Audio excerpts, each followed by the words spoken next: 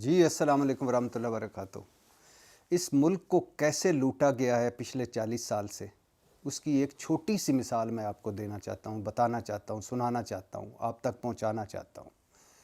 یہ میں کوئی سوئس لیکس کی بات نہیں کر رہا، پنڈورا لیکس کی بات نہیں کر رہا، دبئی لیکس کی بات نہیں کر رہا، اور یہ ہاؤس آف شریف کی بات نہیں کر رہا، زرداری صاحب اینڈ کمپنی کی بات نہیں کر رہا، یہ بڑے 1100 ارب کے جو میگا کرپشن سکینڈلز ہیں ان کی بات نہیں کر رہا، یہ جعلی اکاؤنٹس منی لانڈرنگز کے 35 والیومز والا 40 ارب والا اس کی بات نہیں کر رہا، پیناما لیکس کی بات نہیں کر رہا، یہ کوئی بڑی بڑی کہانی کی نہیں سنانا چاہتا، سٹیل مل کیسے برباد ہوئی، کیا کیا کرپشن ہوئی ان کی بات نہیں کر رہا، ریلوے کو میں کیا کیا کرپشن ہوئی اس کی بات نہیں کر رہا، اور اس کے علاوہ پی آئی اے کا کیا کیا کس کس نے لوٹا اس کی بات نہیں کر رہا۔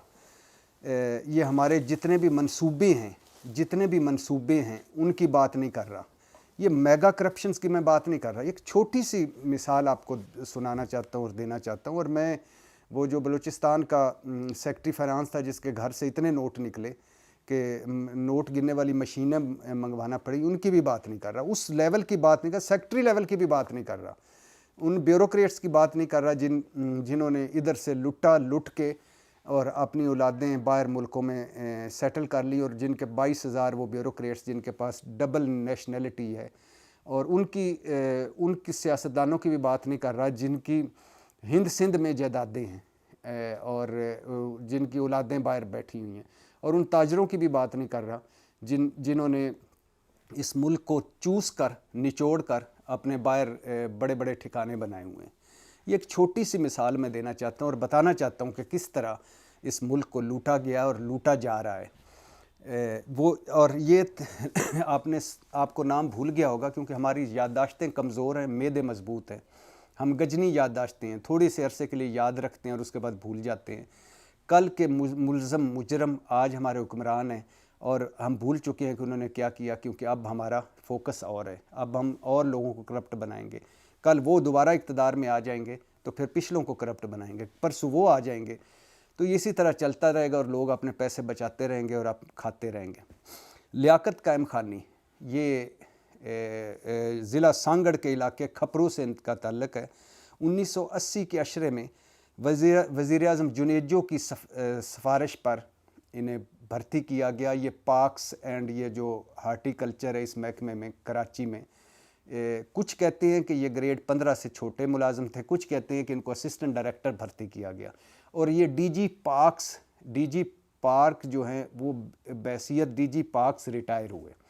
یہ مبینہ کہانی جو ہے سنائی جا چکی ہے، آ چکی ہے، آج وہ یقیناً باہر ہیں اور انجوائے کر رہے ہوں گے، کیونکہ ہمارا ایسے ہی ہوتا ہے کہ 2-4 مہینے 6 مہینے سال 2 سال بندہ ڈرائی کلین ہو کے پھر چلا جاتا ہے۔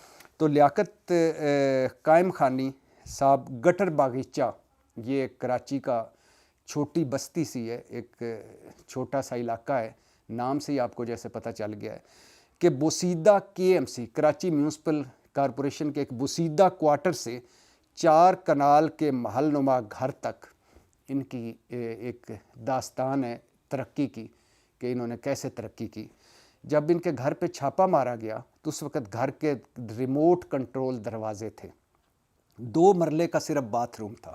یہاں آپ دیکھ لیں کہ 2 مرلے کا گھر بھی کن کن کو نصیب ہوتا ہے، ان کا 2 مرلے کا باتھ روم تھا، 8 قیمتی گاڑیاں کھڑی ہوئی تھیں اس بنگلے میں، اور نایاب فرنیچر تھا اس میں، یعنی مہنگی لکڑیوں کا فرنیچر، اور وہ فرنیچر جو نایاب ہے وہ ان کے گھر میں تمام گھر میں وہ فرنیچر موجود تھا۔ 20 پلاٹوں کی فائلیں نکلی ان کے گھر سے۔ یہ آپ سوچئے کہ ڈی جی پارکس ریٹائر ہوئے ہیں، اسسٹنٹ ڈائریکٹر یا اس سے کم یہ بھرتی ہوئے تھے، اور کہ کراچی میونسپل کارپوریشن کے ایک کوارٹر سے ان کا یہ سفر شروع ہوا تھا اور پھر یہ ترقی کرتے گئے۔ 20 پلاٹوں کی فائلیں نکلی، میران سوسائٹی میں پارٹنرشپ نکلی، 8 درجن گھروں کے کاغذات نکلے، اور کراچی لاہور میں ان کے گھروں کے جو کاغذات تھے وہ نکلے۔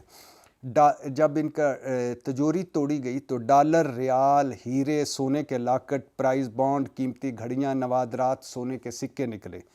سندھڑی کھپروں میں 5 ایکڑ زرعی زمین اور کھپروں میں 30 دکانوں پر مشتمل مارکیٹ نکلی۔ میرپور خاص میں والد کے نام پر پرائیویٹ کالج انہوں نے بنایا تھا اور دھاگے کے کارخانے نکلے، یعنی 2 فیکٹریاں بھی نکلی مبینہ طور پر. یہ ساری مبینہ کہانی، اب تو دکھ ہوتا ہے اس کو مبینہ کہتے ہوئے بھی اور نہ کہتے ہوئے بھی، لیکن مبینہ سمجھیے. اچھا، 20 سال میں 70 پارک صرف کاغذوں میں بنائے. ان کی ترقی کی راز تھی کہ 20 سال کی سروس میں 70 پارک بنے مگر کاغذوں میں. آپ سمجھ گئے ہوں گے اس کا پیسہ کہاں گیا. 2003 میں ان کے خلاف کرپشن پر تحقیقات ہوئیں، روک دی گئیں اور تب معاملہ 3 کروڑ کا تھا. پھر اینٹی کرپشن محکمے نے بے نظیر بھٹو پارک و دیگر منصوبوں پر تحقیق شروع کی، مگر 2023 میں یہ انکوائریاں بھی بند ہو گئیں کیونکہ یہ کھاتا تھا اور لگاتا بھی تھا. اچھا، جو کھاد مٹی میں مل گئی، یعنی بظاہر کھاد مٹی میں مل گئی، پانی زمین پی گئی، پودے سوکھ گئے، پیسہ بلوں میں پاس ہو کے ان کی جیبوں میں گیا. برائلرز مرغی کے کئی شیڈز بھی ان کے تھے، بھینسوں کے باڑے بھی تھے. والد جو تھے وہ ڈاکٹر نہیں تھے، یعنی MBBS ڈاکٹر نہیں تھے، دوسرے ڈاکٹر تھے. اور ان کے 2 ایکڑ پر ان کا عالی شان مقبرہ بھی انہوں نے بنایا جس کا ڈیزائن باغ ابن قاسم سے ملتا جلتا تھا.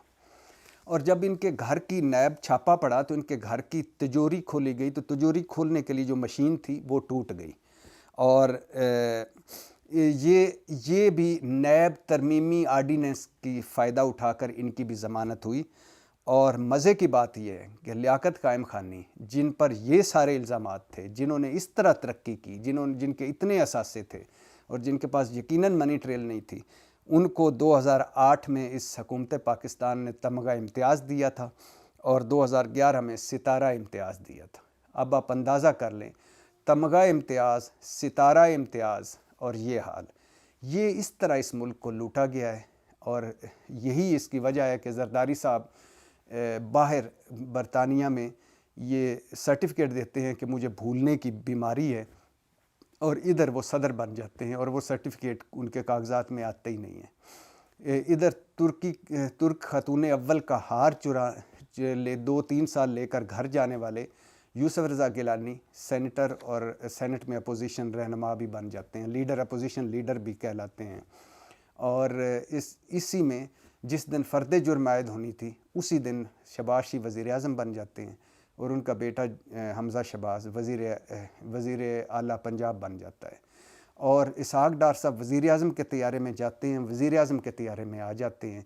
اور 1 دن پہلے یا چند دن پہلے یا چند ہفتے پہلے یا چند مہینے پہلے ان کا گھر نیلام ہو رہا ہوتا ہے، جائیداد کرکی ہو رہی ہوتی ہے، اکاؤنٹس فریز ہوتے ہیں، اور آج پورے ملک کا خزانہ ان کے پاس ہے. سلمان شہباز کسی ایک انکوائری میں شامل نہیں ہوئے، کوئی پیشی پہ کسی پہ نہیں گئے، کوئی تحقیقات میں شامل نہیں ہوئے، کسی سوال کا جواب نہیں دیا.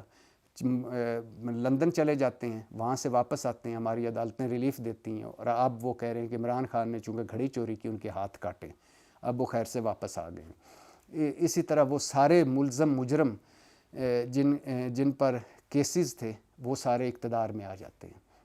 اور اسی طرح بلاول بھٹو اور مریم نواز ایک دن بھی کہیں کام نہیں کرتے، کوئی ان کا سروس نہیں ہے، کوئی کار خیر بھی نہیں کرتے اور اربوں کے مالک ہوتے ہیں. اور سر محل کن پیسوں سے خریدا گیا، کہاں بیچا گیا، سر محل موجود تھا مگر کوئی پتہ نہیں چلا. ایون فیلڈ کی منی ٹریل کوئی نہیں ہے. نواز شریف صاحب تمام تر جو کچھ بھی کیا آپ کے سامنے ہے، قومی اسمبلی میں جھوٹ بولے، عدالتوں میں جھوٹ بولے، ٹی وی تقریروں میں جھوٹ بولے، اور اس کے علاوہ کسی سوال کا جواب نہیں دیا. اور اب پھر اس وقت ملک وہ چلا رہے ہیں اور واپس آ کر اہل ہوں گے اور وزیر اعظم بن جائیں گے. تو یہ مولانا صاحب وہ باصول سیاستدان ہیں جو مسلم لیگ نون اور پیپلز پارٹی دونوں کو کرپٹ کہتے تھے اور دونوں کے ساتھ اقتدار شیئر کیا انہوں نے. تو خیر سے اس ملک میں کوئی آپ کو پتہ ہے کہ بڑوں کی میں بات نہیں کر رہا، یہ ایک چھوٹی سی اگزامپل ہے لیاقت قائم خانی کی. لیاقت قائم خانی اس وقت بھی موجود ہیں، اس وقت بھی کر رہے ہیں اور اس وقت بھی کارروائیاں ڈال رہے ہیں. اور جب لیاقت قائم خانی چھوٹتے ہیں تو پھر کئی اور لیاقت قائم خانی پیدا ہوتے ہیں.